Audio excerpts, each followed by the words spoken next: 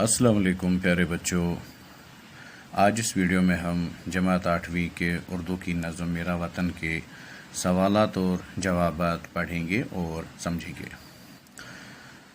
پیارے بچوں، سوال نمبر 1 ہے، شاعر نے نظم میں کن کن پرندوں کا ذکر کیا ہے؟ اس کا جواب ہم نے کچھ ایسے لکھا ہے، شاعر نے اس نظم میں چڑیا، طوطا، مینا، مور، کوئل، بلبل، قمری اور چکور کا ذکر کیا ہے۔ سوال نمبر 2، دلکش چمن کس کو کہا گیا ہے؟ اس کا جواب کچھ ایسے لکھا ہے، دلکش چمن وطن کو کہا گیا ہے۔ سوال نمبر 3 ہے فردوس کا اس چمن پر گما، اس مصرعے سے کیا مراد ہے؟ اس کا جواب ہم نے پیارے بچوں ایسے لکھا ہے، اس مصرعے سے مراد ہے کہ چمن یعنی وطن کو دیکھ کر شاعر جنت جیسا گما کرتا ہے۔ سوال نمبر 4، اس نظم میں ہمارے وطن کی کیا کیا خوبیاں بیان کی گئی ہیں؟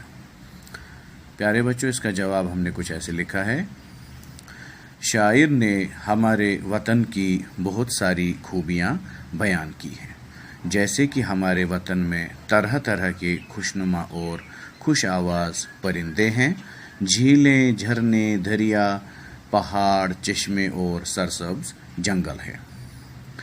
وطن میں زمین زرخیز ہونا خدا کی نعمت ہے، اس لیے یہاں طرح طرح کے میوے، اناج اور ترکاریاں پیدا ہوتی ہیں۔ وطن کی خوبصورتی اس قدر ہے کہ گویا ہمارا وطن جنت کا ٹکڑا ہے۔ سوال نمبر 5، اس نظم کے شاعر کا نام لکھیے۔ جواب ہے، اس نظم کے شاعر کا نام شفیع الدین نیر ہے۔ سوال نمبر 6، شاعر اس نظم میں کیا پیغام دینا چاہتے ہیں؟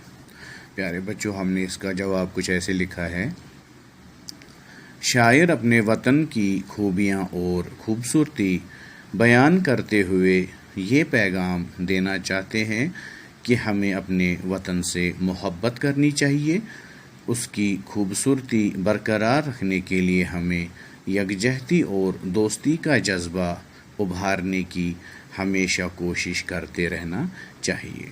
تو پیارے بچوں، ہم نے آج جماعت 8ویں کے نصاب میں جو اردو نظم میرا وطن ہے اس کے سوالات اور جوابات پڑھے اور سنے، تو اس کے ساتھ ہی ہمارا یہ جو اردو نظم جو ہماری ہے میرا وطن، یہ مکمل ہو چکی۔ اگلے ویڈیو میں انشاءاللہ کچھ اور نصاب لے کے ہم آئیں گے۔ شکریہ۔